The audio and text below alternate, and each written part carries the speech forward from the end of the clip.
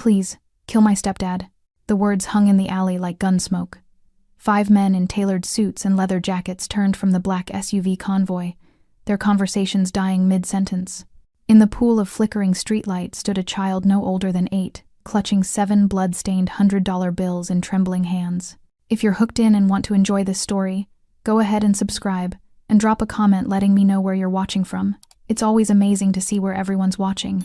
Plus, tomorrow I've got another incredible story lined up, and you definitely don't want to miss it. Alright, back to the story. Marco DeLuca was the first to move. The man known throughout the city as the Wolf knelt slowly, his tattooed hands resting on his knees, bringing himself to eye level with the boy. His crew Vince, Luca, Rico, and Tomas watched in stunned silence. In 20 years of running the DeLuca family, they'd never seen their boss kneel for anyone. "What's your name, son?" Marco's voice was surprisingly gentle. "Eli," the boy whispered, his split lip trembling. "Eli, where did you get these bruises?" The child's good eye, the one that could still fully open, met Marco's gaze with a desperation that cut deeper than any knife. "My stepdad beats me and my mom. Tonight was really bad." Marco's jaw tightened, the only visible sign of the rage building behind his controlled exterior. "Where does this stepdad live?" "The blue house on Willow Street, about 2 miles from here." Eli's voice cracked. "Please, I saved every dollar I could find. I heard you're the man who fixes things." Every man in that alley knew Willow Street.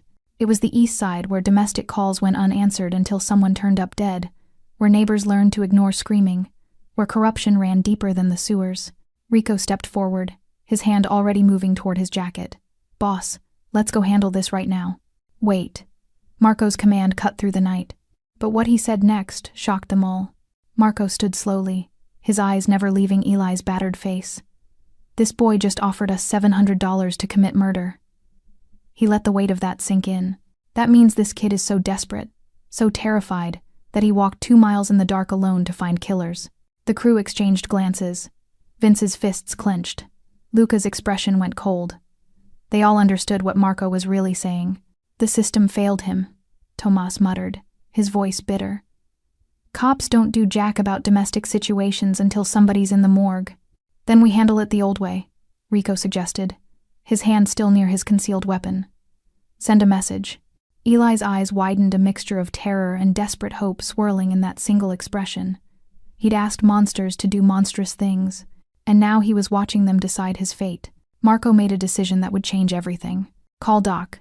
Doc wasn't a doctor. He was their guy, the ex-paramedic who'd lost his license after a malpractice suit, now running a legitimate clinic that asked no questions. He arrived within minutes, his medical bag in hand, and knelt beside Eli under the harsh alley lights. His examination lasted less than 2 minutes. When Doc looked up, his face was ashen. "Broken ribs," he announced quietly. "Possibly cracked sternum. The swelling around his abdomen." He looked at Marco. "This kid needs a hospital. Could be internal bleeding." The alley erupted. Vince kicked the nearby dumpster with explosive force. Luca started pacing like a caged animal. Rico and Tomas exchanged the kind of look that usually preceded someone disappearing. These hardened criminals, men who'd seen and done terrible things, were ready for blood. Eli's stepdad had just sealed his own fate. "Please," Eli sobbed, clutching at Marco's suit jacket with blood-smeared fingers. "Please help my mom," he said. "He said tonight he's going to kill her." That's when they heard the sirens. Everyone tensed. For men with records, with warrants, with secrets buried in shallow graves, police sirens meant one thing: run. But the convoy of red and blue lights screamed past their position, racing eastward toward Willow Street. Luca breathed. Marco's phone buzzed. He answered with a curt, "What?" Then his expression went darker than the night surrounding them. "Shots fired at the Willow Street address," his inside contact reported. Multiple units responding. Eli collapsed to his knees on the oil-stained pavement. No, Mom. Marco caught the boy before he hit the ground completely, his strong arms suddenly gentle. Over Eli's head, he looked at his crew, and they saw something in their boss's eyes they'd rarely witnessed. Not just anger, but purpose. "Get the cars ready," Marco said quietly, lifting Eli into his arms. "We're going to Willow Street." What happened next would break every rule the DeLuca family had carefully maintained. Because Marco DeLuca was about to do something far more dangerous than killing. He was about to save someone. The convoy tore through the city streets like black lightning, engines roaring against the night. In the back seat of the lead SUV, Marco held Eli close, feeling the boy's rapid heartbeat against his chest, a fragile drum of terror and hope. "She's going to be okay," Marco said, though he'd learned long ago never to make promises he couldn't keep. "We're going to make sure of it." Eli looked up at him with that one good eye, and Marco saw himself reflected there, not the crime lord, not the wolf, but something he'd buried years ago. A father who'd failed once, who wouldn't fail again. They arrived at Willow Street to chaos. Police cruisers blocked both ends of the narrow road, their lights painting the neighborhood in strobing red and blue. Ambulances idled near a small house with peeling blue paint. Eli's house. Yellow crime scene tape already cordoned off the property.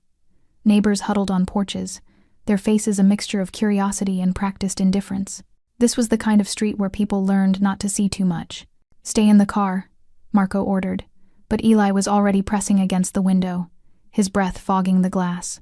"That's him," the boy whispered, his voice hollow with recognition. A man stood near the police cars, tall, broad-shouldered, with the confident posture of someone who knew the system. His shirt was torn, a convincing scratch on his cheek, his expression the perfect mask of a concerned husband. Darren Cole, ex-cop, current informant, professional liar. Marco watched him perform for the officers, gesturing animatedly toward the house, shaking his head with practiced sorrow. The cops nodded sympathetically, taking notes. One even patted Darren's shoulder. "He's telling them Mom attacked him," Eli said, his voice breaking. "He always does this. He always makes them believe him." Vince leaned forward from the driver's seat. "Boss, we can't get closer without drawing attention. Half these cops know our faces." Marco's mind worked rapidly, calculating angles. They couldn't approach directly, couldn't be seen. But they also couldn't leave not until they knew Eli's mother was alive. "Luca, take the boy to the safe house on 5th Street, Marco commanded. "Rico, Tomas, find out what happened here. Use the scanner, call our contacts. I want to know everything." "What about you?" Vince asked.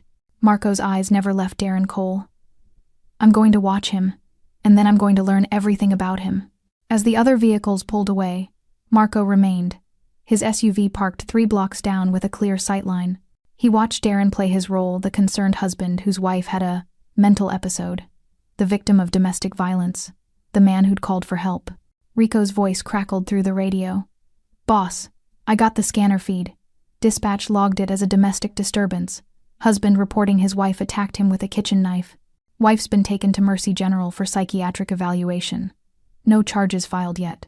Psychiatric evaluation. Marco's blood ran cold. It was brilliant, in a sociopathic way. Darren wasn't just covering his abuse, he was building a legal case to have her declared unstable. Discredited. Unbelievable. "Pull his records," Marco said quietly. "Everything. Employment, financials, associates. I want to know what he had for breakfast 10 years ago." Within the hour, the information started flowing in. Luca, using contacts in the municipal database, pulled Darren's jacket. "Boss, this is interesting. Darren Cole, 42. Decorated officer for 8 years before he retired on a medical pension PTSD from a shooting.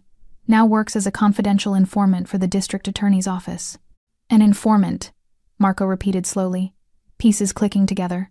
"Gets better," Luca continued. "His bank records show deposits that don't match his pension. We're talking 20, 30 grand, at irregular intervals. And boss, one of those payments traces back to the Volkov crew. The Volkov crew, Marco's rivals. Russian mob operating out of the docks, dealing in everything from drugs to weapons to human trafficking," Marco finished aloud. "How did you—" "Because that's what corrupt cops do," Marco said, his voice deadly calm. "They don't just take one payoff. They build empires on the backs of people they're supposed to protect." At the safe house, Eli sat in an oversized chair, looking impossibly small. Doc had bandaged his ribs and given him something for the pain. The boy clutched a glass of water with both hands, his eyes distant. "Is my mom going to die?" he asked when Marco entered. Marco knelt down the second time that night and looked Eli in the eyes. "No," he said firmly. "But your stepdad made a mistake tonight. He left witnesses, he left evidence." And most importantly, Marco's expression hardened with purpose. He hurt someone I've decided to protect. Eli's lip trembled. Why are you helping us? We're nobody. Marco thought of his son, of the police raid, of arriving 3 minutes too late to say goodbye. You're not nobody, Eli. You're somebody who was brave enough to ask for help. Marco stood. Now get some rest. Tomorrow, we start fixing this. As he walked out, Vince was waiting with a tablet. Boss, you need to see this. The screen showed a familiar face in an old case file. Detective Howard, the officer who'd led the raid that killed Marco's son Matteo. And there, in the report's fine print, was a signature. Witness statement verified by Officer D. Cole. Marco's hands tightened on the tablet until the screen cracked. Darren Cole hadn't just hurt Eli. He'd destroyed Marco's family years ago. The safe house fell silent except for the ticking of an old grandfather clock in the corner. Marco stood alone in the study, holding a silver-framed photograph that never left his desk no matter which property he occupied. Matteo, 7 years old, gap-toothed smile, dark curls like his mother's, holding a baseball glove 3 sizes too big. The photo was taken 2 hours before the raid. Marco's thumb traced the frame's edge, a ritual he'd performed 1,000 times. The glass was worn smooth where he always touched his son's face, as if he could somehow reach through time and pull the boy back to safety. You had a boy too, didn't you? Marco turned sharply. Eli stood in the doorway, barefoot, wearing one of Doc's oversized t-shirts that hung to his knees. The boy's face was a patchwork of purple and yellow bruises, his bandaged ribs visible beneath the thin fabric. You should be sleeping, Marco said, but his voice lacked its usual command. I can't. Eli walked closer, his movements careful, guarded the walk of someone who'd learned to measure every step around dangerous men. But when he saw the photo, something shifted in his expression. Recognition, maybe. Shared grief. What was his name? Matteo. The name caught in Marco's throat like broken glass. He hadn't said it aloud in months. He was 7. I'm 8, Eli said quietly, as if this simple fact mattered, as if it connected them somehow. What happened to him? Marco set the photo down carefully, buying time, weighing how much truth a traumatized child could carry. But then he looked at Eli, really looked at him and saw someone who'd already carried more than any child should. The police came to one of my properties, Marco began, his voice flat, factual. There was intelligence about weapons, drugs, the usual accusations, most of them true. He paused. But Matteo wasn't supposed to be there. His mother and we were separated. She'd brought him by to pick up some of his things. Wrong place. Wrong time. The cops shot him? There was confusion, shouting. Someone thought they saw a weapon. Marco's jaw tightened. He was holding his toy car. Red Ferrari. His favorite. Eli moved closer, standing beside Marco, both of them staring at the photograph as if it were a window into the past. The investigation cleared everyone involved, Marco continued, the bitterness seeping through now. Justified use of force.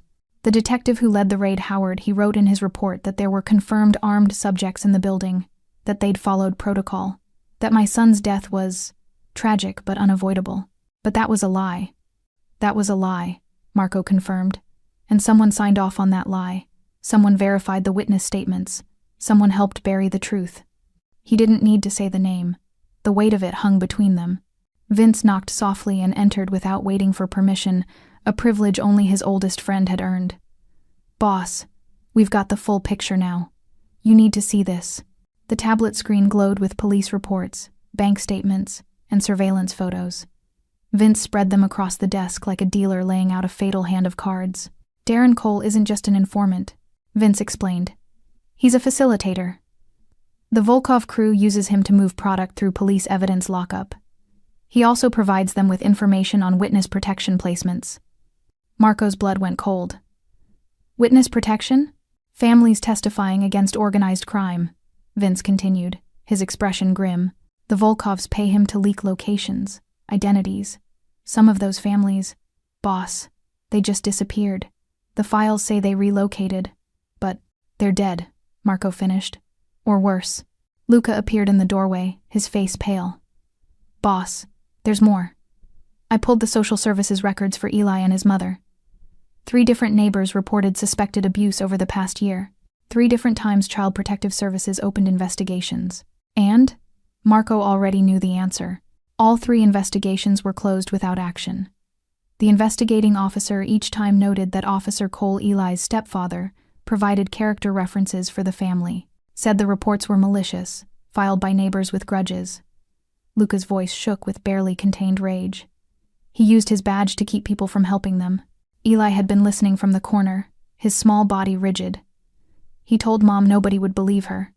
He said he had friends everywhere. He was right, wasn't he? Marco turned to the boy, and for a moment, saw his own son standing there 7 years old, holding a toy car, seconds from death. He was right, Marco admitted. Until now. He gathered the documents, his mind already constructing a plan that would require precision, patience, and something he rarely allowed himself: faith in a system that had failed him. "We're not killing him," Marco announced, and his crew stirred with surprise. "We're doing something he won't see coming, something worse than death."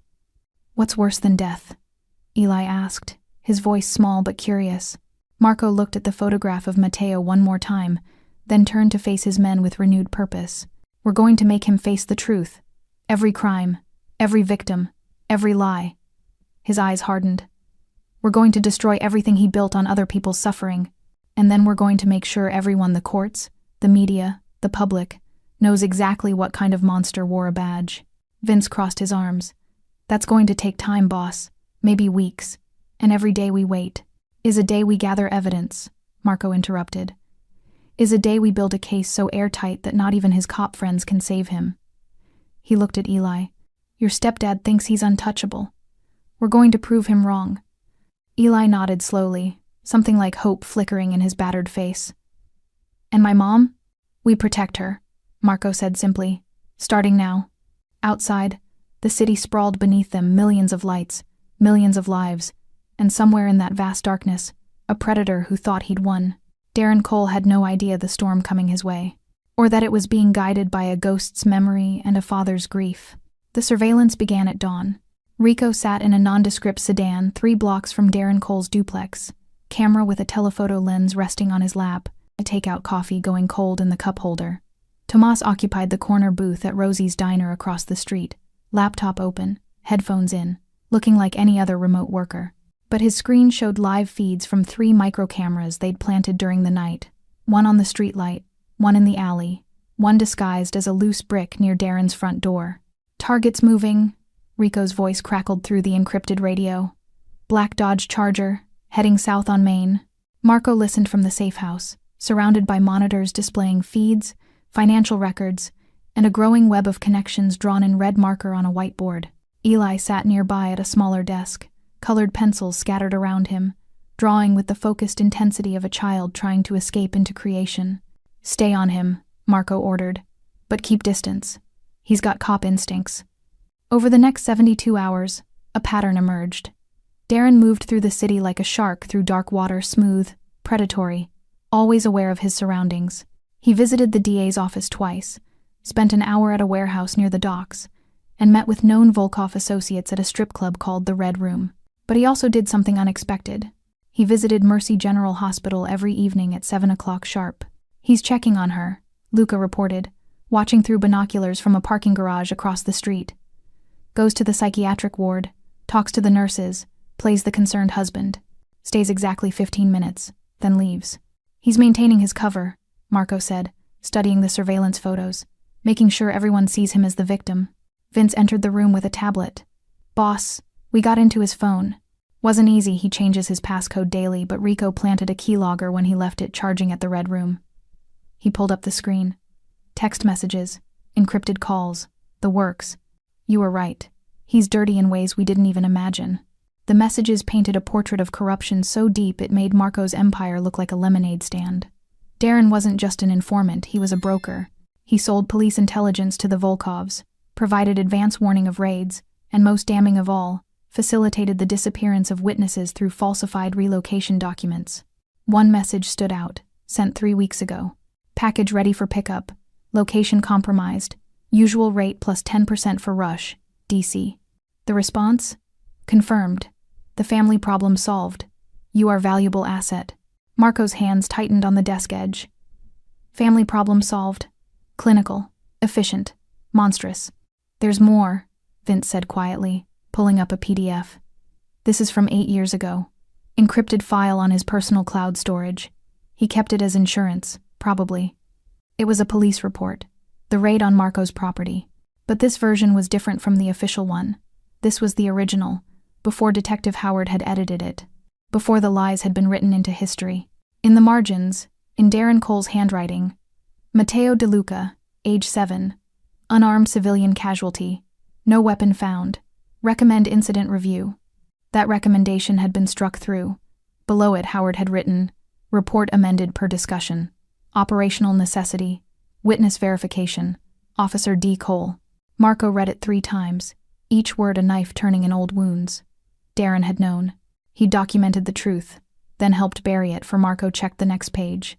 A bank statement, $15,000. His son's life, erased for $15,000. Boss? Vince's voice was careful, concerned. You okay? Marco looked up. His expression perfectly calm, the kind of calm that preceded hurricanes. I'm fine. Keep gathering evidence. But he wasn't fine. At the smaller desk, Eli had stopped drawing. His latest sketch lay before him. Marco, Vince, Luca, Rico, and Tomas, standing together, rough but recognizable. Above them, in careful child's handwriting, the good guys. They look scary, Eli said, noticing Marco's attention. But they're protecting us. That makes them heroes, right? Something in Marco's chest cracked. This boy, this broken, hopeful, impossibly brave boy saw monsters as heroes because the real monsters wore badges and wedding rings. Eli, Marco said slowly, what if I told you we're not the good guys? That we've done terrible things? Eli considered this with the seriousness of someone twice his age. My teacher said people aren't all good or all bad. She said we're all just trying to do our best with what we know.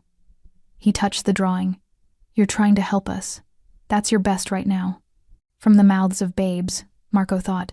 That evening, Darren made a mistake. After his hospital visit, instead of going home, he drove to a motel on the edge of town, the Starlight, a pay-by-the-hour establishment where questions weren't asked. Rico followed at a distance, camera ready. Darren met someone in room 117. A woman, early 30s, nervous body language. The meeting lasted 30 minutes. When she left, she was crying and carrying a manila envelope. Rico got photos of everything.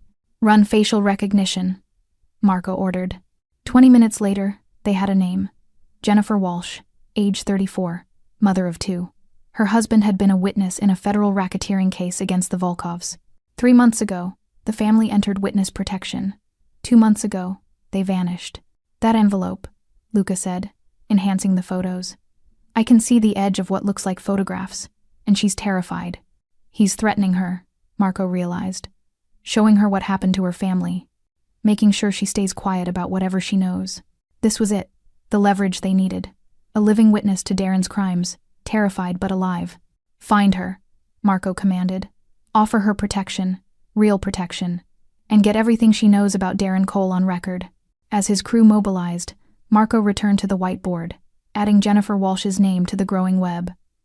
The trap was taking shape, not built on violence, but on truth. Every connection, every transaction, every lie was being documented, verified, archived. Darren Cole thought he'd covered his tracks. He had no idea he was walking into a cage built from his own sins, and the door was about to slam shut. The file landed on Marco's desk at 3 a.m. Luca stood in the doorway, his face drawn with exhaustion, and something else, hesitation, maybe even fear. In 20 years of working together, Marco had never seen his right-hand man afraid to deliver information. Boss, Luca said quietly, you need to see this, but I want you to sit down first. Marco remained standing. Just tell me. It's about the raid, the one that killed Matteo. Luca opened the folder with careful hands, like he was handling evidence from a crime scene, which, Marco supposed, he was. I pulled the complete investigation file from our source at the archives. Not the public version. The internal affairs file. He spread the documents across the desk. Incident reports, witness statements, internal memos, photographs from the scene. Marco's eyes went immediately to one photo. His warehouse, police tape, a small white sheet covering something too small to be an adult. His son. Detective Howard led the raid, Luca continued, his voice steady but soft.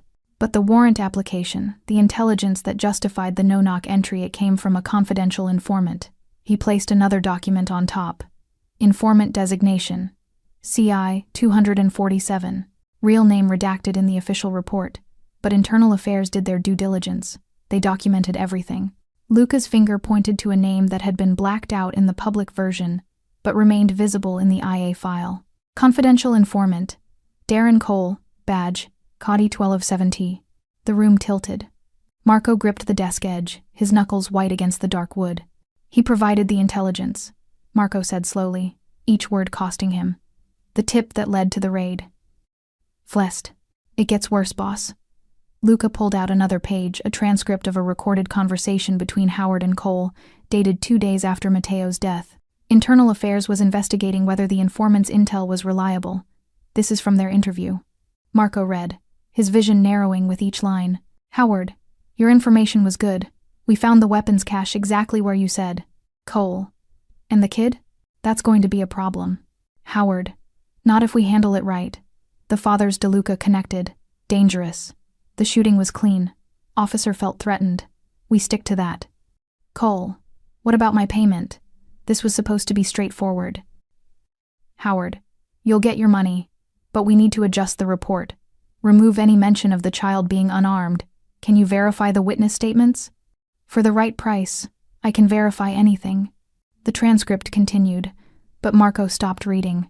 His hands were shaking, not with grief now, but with rage so pure it felt like ice in his veins. How much? Marco's voice was barely a whisper. How much did they pay him? Luca placed a bank statement on the pile.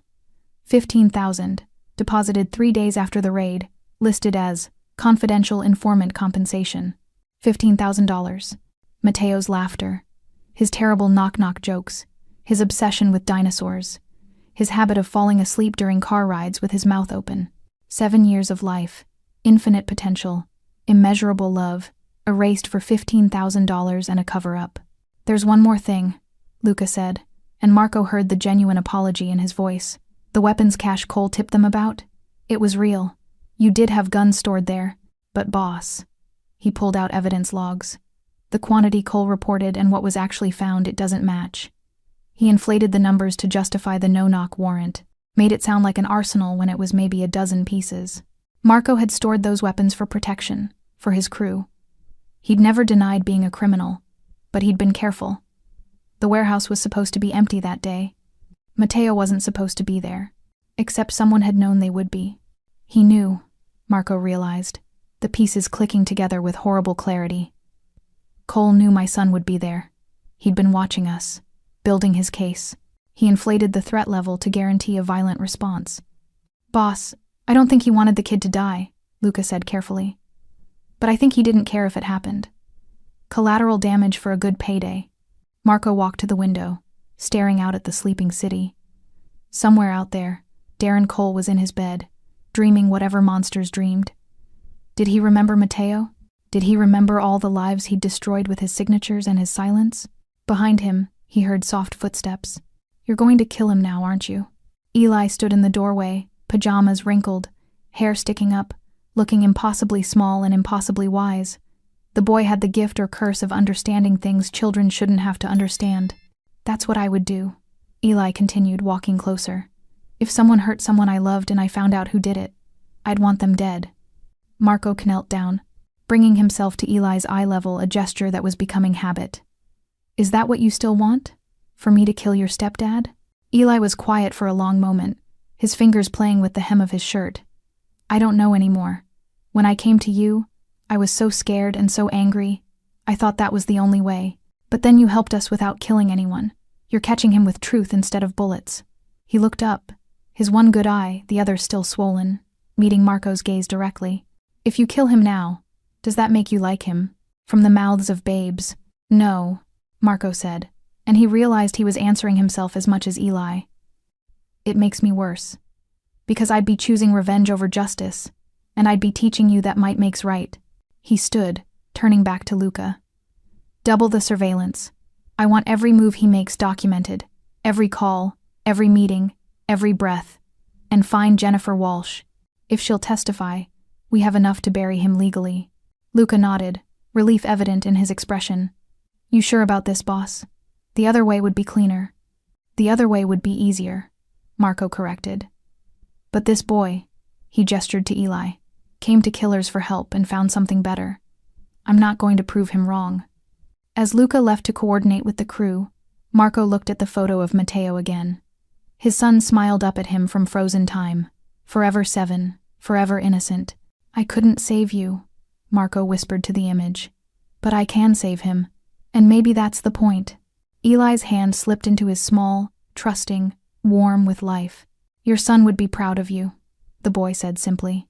Marco squeezed gently, his vision blurring. I hope so, kid. I really hope so. Outside, dawn broke over the city, painting everything in shades of gold and gray. Somewhere, Darren Cole was waking up, unaware that his past and present were colliding. The trap was nearly set. And this time, Marco was building it not with violence but with something far more permanent. The truth. The plan went into motion on a Tuesday. Not because Tuesdays were significant, but because that's when everything aligned. Jennifer Walsh agreed to testify, the files were compiled, and most importantly, Darren Cole made his weekly visit to collect his informant payment from the DA's office. He had no idea he was walking into his last day of freedom. Marco sat in the safehouse war room, surrounded by his crew and enough evidence to bury 10 men. Bankers' boxes filled with documents lined the walls. 3 laptops streamed data to secure servers, and in the center of it all, a single thumb drive containing 8 years of corruption, violence, and lies. Everyone clear on their roles? Marco asked, his voice calm despite the magnitude of what they were attempting. Rico nodded. I've got the journalist at the Tribune. She's hungry, ambitious, and hates dirty cops. Soon as she gets the file, she'll run with it. The FBI contact is ready, Tomas added. Anonymous tip, untraceable. They'll have everything: wire transfers, encrypted messages, the witness protection leaks, all corroborated. Social media accounts are prepped, Luca said, pulling up multiple screens. Burner profiles, VPNs layered 6 deep. The moment the news breaks, it'll flood every platform. There won't be a corner of the internet where his face isn't visible. Vince leaned back, arms crossed. And if he runs? He won't, Marco said with certainty. Men like Darren don't run. They think they're untouchable. By the time he realizes what's happening, every exit will be sealed. Eli sat at his usual desk, no longer drawing but watching with intense focus. He'd become their small, silent witness, a reminder of why they were doing this the hard way instead of the easy way. What about my mom? Eli asked, the question he asked every morning. She's safe, Marco assured him. Tomas has 2 guys outside her hospital room. The moment this breaks, we move her to a private facility under a different name. Darren won't get within a mile of her. At 9:47 a.m., the first domino fell. The Tribune published their front-page story. Former officer linked to witness protection breaches. Organized crime. By 10:15 a.m., the FBI announced an investigation into corruption within the district attorney's confidential informant program. By 11 a.m., Darren's name was trending on every social media platform. His photo, the one from his decorated police ceremony, shared thousands of times alongside screenshots of damning evidence. By noon, the world knew what Darren Cole was. Marco watched it unfold on the monitors like a carefully orchestrated symphony. Every revelation, every retweet, every news alert was another nail in the coffin. Boss, Rico said, phone pressed to his ear. He's moving. Left the DA's office 10 minutes ago, driving erratically. My contact says he walked out in the middle of a meeting. Looked like he'd seen a ghost. Where's he heading? Home. Wait, no. He just turned. He's going toward Mercy General. Marco's blood went cold. Get there. Now. Do not let him near that hospital. But even as his crew mobilized, Marco knew they might be too late. Darren wasn't stupid. Cornered animals were the most dangerous. And right now, Darren was watching his life disintegrate in real time. He'd need leverage. A hostage. Eli's mother. Take me with you, Eli said, already standing. Absolutely not. She's my mom. Tears streamed down the boy's face. What if he gets to her? What if... Marco knelt, gripping Eli's shoulders firmly but gently. Listen to me. Your job is to stay here, where you're safe. My job is to protect your mother. I made you a promise, remember? I keep my promises. But... no buts. Marco's voice softened. I couldn't save my son, but I can save your mother. Trust me. Eli nodded reluctantly, wiping his eyes with the back of his hand. Marco's phone buzzed Vince, already en route. Boss, hospital security just called it in. Darren entered through the emergency entrance. He's got a visitor's badge somehow. He's still got contacts, Marco realized. Someone inside helping him. He grabbed his jacket and headed for the door, then paused, looking back at Eli. The boy stood surrounded by evidence of his stepfather's crimes. A small figure in a room full of monsters' work. Doc, Marco called. Stay with him. Nobody comes through that door but us. The drive to Mercy General took 12 minutes that felt like 12 hours. Marco's mind raced through scenarios, contingencies, worst-case outcomes. He'd built his empire on control, on always being 3 moves ahead. But this was different. This involved innocence, hospitals, too many witnesses. This required precision he wasn't sure he possessed anymore. His phone rang. Luca's voice was tight with tension. Boss, we've got a problem. Hospital security found the 2 guys we had on protection detail. They're unconscious. Someone hit them with a taser. Darren? Had to be. He's in the building somewhere, and we've lost eyes on Eli's mother. They moved her this morning to a different floor for security reasons. We're trying to figure out which one. Marco's hands tightened on the steering wheel. Find her. And find Jennifer Walsh. If Darren knows about her testimony, he does, Luca interrupted grimly. Her story just went live on 3 major networks. Boss, if he gets to her, he won't. Where is she? Safe house in Queens. I've got Rico and 2 guys heading there now. The SUV screeched into the hospital parking garage. Marco emerged, adjusting his jacket to conceal the weapon he carried, a last resort he hoped he wouldn't need. Inside, the hospital hummed with controlled chaos. Nurses moved efficiently between rooms. Visitors clutched flowers and balloons. A child laughed somewhere down the hall. Normal people living normal lives, unaware that somewhere in this building, a desperate man was hunting. Tomas appeared from a stairwell, slightly out of breath. Psychiatric ward, 4th floor. They moved her to room 4C this morning. Private room, supposedly more secure.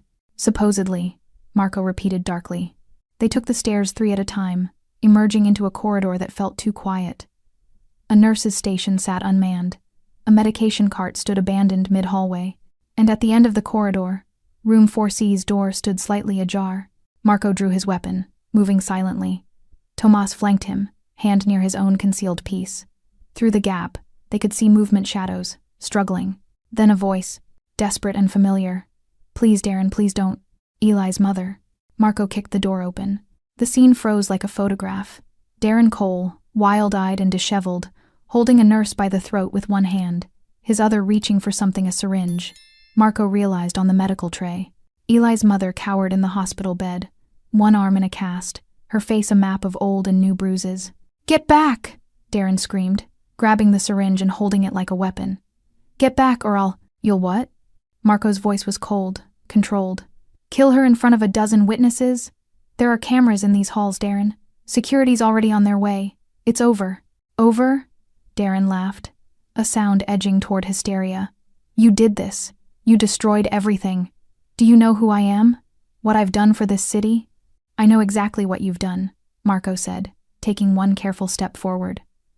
I know about the families you sold out, the witnesses who disappeared, the children who— They were criminals, Darren spat. All of them. They deserved. And Matteo De Luca? Marco's voice went quiet. Deadly. What did a 7-year-old boy deserve? Recognition flashed in Darren's eyes, then fear. You're De Luca. You're the father, Marco finished. The father whose son you helped murder for $15,000. Sirens wailed outside. Real police this time, not the corrupt ones Darren had bought. The hospital intercom crackled. Security to 4th floor, psychiatric wing. Darren's face crumbled. The syringe trembled in his hand. I didn't mean. The kid wasn't supposed to be there. It was just supposed to be a raid. You didn't care, Marco corrected. That's worse than meaning to. The security team burst through the door, actual officers behind them. Darren dropped the syringe, and in that moment, he looked like what he truly was. Small, pathetic, defeated. As they pulled him away in handcuffs, Darren locked eyes with Marco one last time. You'll never prove anything. Marco smiled coldly. I already have. The call came 3 days later, at 2:47 a.m. Marco answered on the first ring, already moving. You didn't survive 20 years in his world by sleeping soundly. Boss, we've got a situation. Luca's voice carried the edge of controlled panic. Darren made bail. What? Marco was already pulling on his jacket. How? The charges. Judge Hendricks. He's on somebody's payroll, probably the Volkovs. Bail set at $500,000. Someone posted it an hour ago. Cash. Marco's mind raced. Darren was out, desperate and dangerous. A man with nothing left to lose and everything to burn. Where's Eli's mother? That's the problem. She checked herself out of the hospital this afternoon. Said she wanted to go home, get some of her things before the trial. We had a guy following her. But Luca's pause said everything. But? He's not responding. Last ping on his phone was near the old warehouse district on Pike Street. The warehouse district. Abandoned buildings, no witnesses, no cameras. The perfect place for someone to disappear. Assemble everyone, Marco ordered, and get Eli to the secondary safe house. Lock it down. Boss, there's more. Luca's voice dropped. Jennifer Walsh is gone too. Darren must have had someone watching our safe house. Her protection detail is dead. 2 women, 2 witnesses, both vanished. Marco's jaw clenched. He's not running. He's trying to erase the evidence. 20 minutes later, the DeLuca convoy rolled through abandoned streets where streetlights flickered like dying stars. The warehouse district rose before them, skeletal buildings of rust and broken glass, monuments to an industrial age long dead. Vince pointed to a black Dodge Charger parked outside Warehouse 7, the same one they'd been tracking for weeks. That's his car. Could be a trap, Rico warned, checking his weapon. It is a trap, Marco agreed, but we're walking into it anyway. They approached tactically, spreading out, using the darkness and ruins as cover. Marco led the way, his movements practiced and efficient. He'd done this 100 times the approach, the confrontation, the violence that usually followed. But tonight felt different. Tonight felt final. The warehouse's main entrance gaped open like a mouth. Inside, weak light filtered through broken skylights, illuminating a vast space of concrete pillars and graffiti-covered walls. And in the center, under a hanging industrial lamp someone had rigged to a generator, stood Darren Cole. He wasn't alone. Eli's mother knelt on the concrete, hands zip-tied behind her back, duct tape across her mouth. Beside her, Jennifer Walsh, in the same condition. Both women's eyes were wide with terror, tracking every movement. Darren held a gun, something heavy, possibly a .45. His other hand clutched a phone. That's far enough, DeLuca. His voice echoed in the cavernous space. I know you're out there. I know you brought your whole crew. Marco stepped into the light, hands visible, empty. Let them go, Darren. This is between us. Between us? Darren laughed bitterly. You destroyed my life, my career, my reputation, everything. Do you know what they're saying about me? What I've become? A truth you always were, Marco said coldly. We just made sure everyone else could see it. I was doing important work. Darren's gun hand trembled. The people I informed on, they were criminals, terrorists, threats to society. I kept this city safe. You sold out families for profit, Marco countered, taking one careful step forward. You helped traffickers, murdered witnesses, and covered up the death of my son. Don't stand there and pretend you were serving justice. Darren's face twisted. Your son was collateral damage in a necessary operation. You think I wanted him dead? It was an accident. An accident you profited from. An accident you buried with lies. The generator hummed in the silence that followed. Somewhere, water dripped from a broken pipe, counting seconds like a doomsday clock. Here's what happens now, Darren said, steadying his weapon, pointing it at Eli's mother. You back off. You retract everything, the news stories, the evidence, all of it. You tell them it was fabricated, a vendetta from a criminal organization. And maybe these women live. Marco studied him, the wild eyes, the sweat on his brow, the desperate grip on the gun. This was a man at the end of his rope, capable of anything. You know I can't do that, Marco said quietly. Then they die. Darren pressed the gun against Eli's mother's head. She whimpered behind the tape, tears streaming down her face. They die and it's on you. Another death on Marco DeLuca's conscience. Marco's crew stirred in the shadows, weapons ready, waiting for the signal. One word, and this would end in blood. One word, and Darren Cole would be a memory. But then another voice cut through the tension. Don't. Everyone froze. Eli stepped into the light, small and impossibly brave, his bruised face illuminated by the harsh lamp. He'd somehow followed them, somehow slipped past their security, driven by a child's desperate need to save his mother. Eli, no. Marco reached for him, but the boy walked forward, positioning himself between Marco and Darren. Please don't kill him, Eli said, his voice steady despite the tears on his face. Don't kill anyone. Darren stared at the boy, confusion warring with rage. Kid, get out of here. This doesn't concern you. Yes, it does. Eli looked at his stepfather, the man who'd terrorized him, beaten him, destroyed his childhood. You hurt me. You hurt Mom. You hurt a lot of people. But if he kills you, Eli gestured to Marco, then he becomes like you, and I don't want that. Eli, Marco's voice was rough with emotion. You told me revenge isn't justice. Eli continued, still looking at Marco. You told me we were doing this the right way. Were you lying? The question hung in the air like smoke. Marco met the boy's eyes and saw something that shattered him. Absolute trust. This child believed in him, believed he was better than his worst impulses, believed monsters could choose to be guardians. No, Marco said finally, holstering his weapon. I wasn't lying. He looked at his crew in the shadows. Stand down. Boss, Vince protested. Stand down. The tension shifted, compressed. Darren's eyes darted between Marco and Eli, trying to understand this new dynamic, this unexpected mercy. You're really not going to kill me? Darren's voice was almost childlike in its disbelief. No, Marco said, but I'm not letting you go either. He pulled out his phone, pressed a single button. We're at Warehouse 7 Pike Street. 2 hostages, armed suspect, multiple witnesses. Darren's face went white. You called the cops? I called the FBI, Marco corrected. Your cop friends can't help you anymore. The evidence is everywhere, backed up, distributed. You can kill these women. You can kill us all, but the truth doesn't die with us. It's already out there. You've already lost. In the distance, sirens began to wail.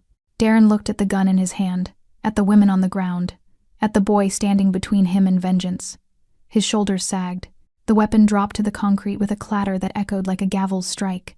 I didn't mean for any of this, he whispered. Yes, Marco said coldly.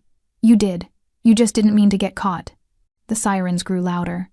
Red and blue lights began to strobe through the broken windows. The FBI burst through the entrance, weapons drawn, voices commanding. Marco pulled Eli close as federal agents swarmed Darren, as they cut the women free, as they secured the scene with practiced efficiency. You asked me to kill a monster, Marco said quietly to Eli, watching as they led Darren away in handcuffs. Instead, we buried him alive in the truth. That's a longer death, a harder one. Eli's mother ran to them, sobbing, pulling her son into her arms. Thank you, she gasped to Marco. Thank you. Marco nodded, stepping back. This wasn't his moment. This was theirs. As the FBI processed the scene, Vince approached. Boss, we should go. Before they start asking questions we don't want to answer. Marco took one last look at Eli, safe in his mother's embrace, and felt something he hadn't felt in 8 years. Peace. Not redemption. Not forgiveness. But maybe, just maybe, a step toward both. The safe house felt different in the aftermath, quieter, heavier, like the air itself carried the weight of what they'd chosen not to do. Marco's crew gathered in the main room as dawn broke through the windows. They looked like soldiers after a long campaign, worn, uncertain, questioning the victory they'd won without firing a shot. Rico broke the silence first. We should have finished him. He stood by the window, arms crossed. All that evidence, all that planning, and we just handed him to the feds? Boss, men like Darren don't stay locked up. He's right, Tomas added. We had him. 1 bullet, problem solved. That's how we've always handled problems. You think I made a mistake, Marco said quietly. I think you made a choice, Luca replied carefully. But that choice put us at risk. Darren knows who we are. When he gets a lawyer, we could all go down. Marco walked to the whiteboard, still covered in their web of evidence. He stared at Darren Cole's photograph in the center, surrounded by crimes, victims, lies. You're right, he said finally. Killing him would have been cleaner. safer. It's what we do, what we've always done. He turned to face his crew. But there was a child watching. A child who came to us asking for murder and instead found something different. Better? Rico scoffed. Boss, we're criminals. We've killed, stolen, destroyed. That kid saw monsters playing hero for a few weeks. That doesn't change what we are. No, Marco agreed. It doesn't change what we were, but it might change what we become. Doc spoke up from the corner. I've been with this crew 15 years. I've seen us do things I'm not proud of. But last night, we saved 2 women and a child without spilling blood. We used the system instead of bypassing it. That's not weakness. That's evolution. Marco's phone buzzed. A text from his federal contact. Darren Cole officially charged with racketeering, witness tampering, conspiracy to commit murder, no bail, trial in 90 days. You're clear. He showed the message to his crew. We're clear. Darren's locked up in federal. No bail, no connections.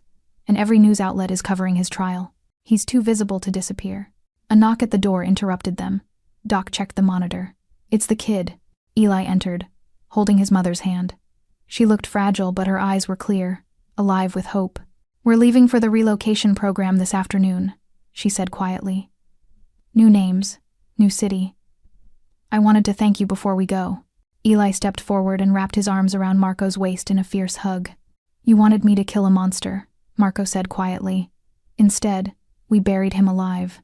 Eli looked up. You didn't just save us. You saved yourself too. You could have been like him, someone who hurts people and doesn't care. But you chose different. Marco knelt one last time, bringing himself to the child's eye level. Where you're going, you'll be safe. But Eli, his voice grew serious. If anyone ever hurts you again, if you ever need help, he pressed a card into the boy's hand. A phone number, nothing else. You call, and I'll come, no matter where you are. Eli clutched the card like a talisman, hugged Marco again, then returned to his mother's side. As they left, the safe house felt emptier. The mission was over. The boy was safe. The monster was caged. So what now? Tomas asked. Business as usual? Marco looked at each of them, these men who'd built an empire with him. No. New rules. No kids, no families, no civilians. We stick to what we know. But the stuff Darren did, the exploitation, the trafficking, we don't touch it. And if we see it, we stop it. Rico laughed bitterly. Now we're vigilantes? Maybe not, Marco admitted. But it's necessary.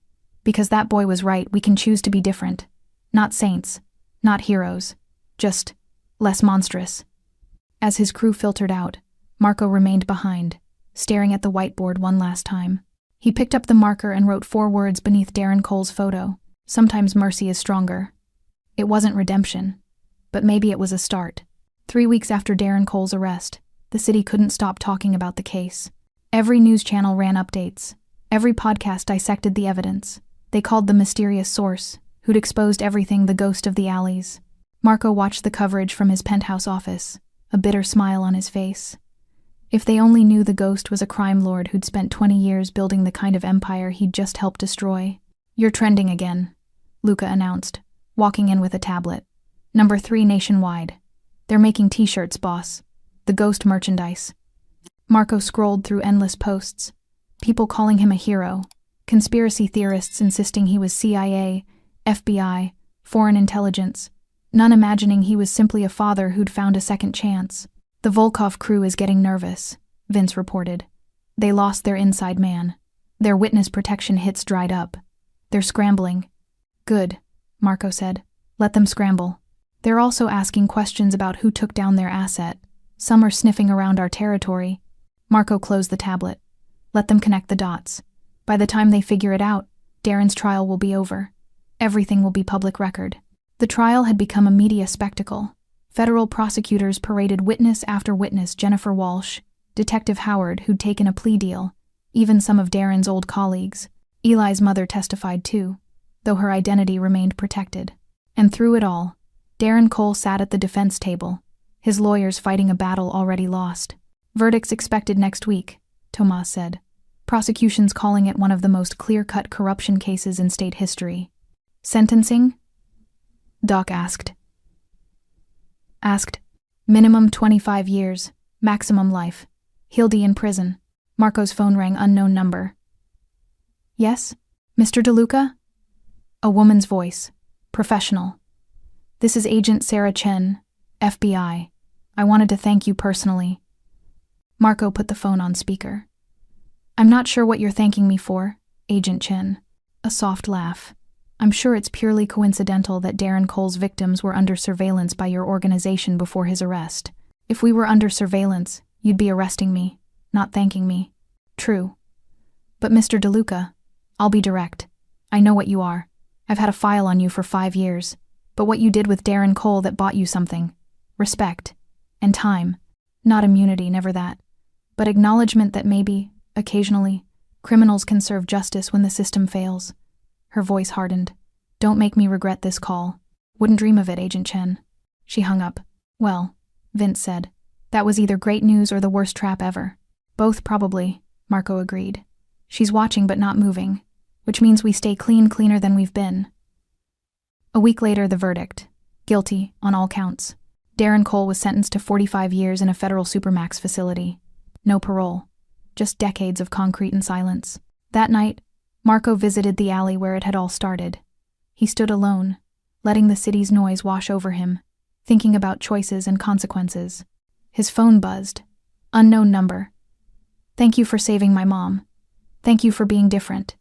Eli. Safe. Relocated. Starting over. Marco typed back. Stay safe, kid. Stay strong. Remember, you saved us as much as we saved you. He sent it, then deleted the conversation. As he walked back to his car, Marco caught his reflection in a darkened window. He looked the same hard eyes, same scarred knuckles, but something inside had shifted. He was still a criminal, still dangerous, but he was also, for one bloodied child, for one terrified mother, something else. The ghost of the alleys. And maybe that was enough. 7 years later, the alley looked the same, still shadowed, still smelling of rain and grease, still humming with the city's eternal noise. But the person standing in the light was different. Eli wasn't 8 anymore. He was 15 taller, broader, with his mother's gentle eyes but a harder set to his jaw. The bruises were gone, replaced by teenage wear. A skateboarding scar, boxing scraped knuckles, confident posture. He wore a dark hoodie, jeans, worn sneakers. In his hands, $700 bills, crisp and new, so different from the blood-stained ones 7 years ago. Carefully, he knelt and placed the money on the pavement. Then he stood and spoke to the empty alley. The night I asked a killer for help was the night I met the man who saved us all. His voice had deepened but carried the same sincerity. I know you're listening. I know you have people watching. I needed to come. I needed to say thank you. From the darkness, Marco emerged, older now, moving carefully. He stepped into the light. You shouldn't be here, Marco said. You're supposed to be in Montana. Safe. I am safe. Because of you. Eli gestured to the money. $700. Same amount. But this time, it's not payment for murder. It's a tribute. A thank you. Marco approached, studied the young man Eli had become. Your mother? Teaching at a community college. She's happy. Really happy. She doesn't flinch anymore. Eli smiled. You gave her that. The FBI gave you that. The Witness Protection Program. No, Eli said firmly. You did. You could have killed him, but you chose something harder, something better. Marco bent down, picked up the bills, counted them. You kept this for 7 years? I earned it, saved it specifically for this. Eli met Marco's eyes. That night, I tried to buy a murder. Tonight, I'm trying to buy closure. Marco held out the bills. Take these back. You don't owe me anything. Keep them. Donate them. Burn them. But I needed to complete the circle. That scared 8-year-old needs to know he gave something back. Marco pocketed the money slowly, nodded. Your mother know you're here? She will when I call from the bus station. You are a friend. A weird, criminal friend. But a friend. I'm not your friend, Eli. You're the man who saved my life. Eli interrupted. Who showed me that people aren't just one thing. That mercy isn't weakness. That the world isn't just monsters and victims. Marco was quiet, walls threatening to crumble under this teenager's gratitude. What are you going to do? He asked finally.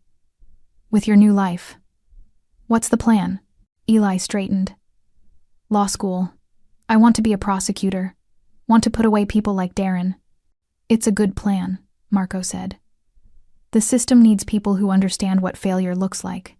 Eli stepped forward, extended his hand. Thank you, Mr. DeLuca.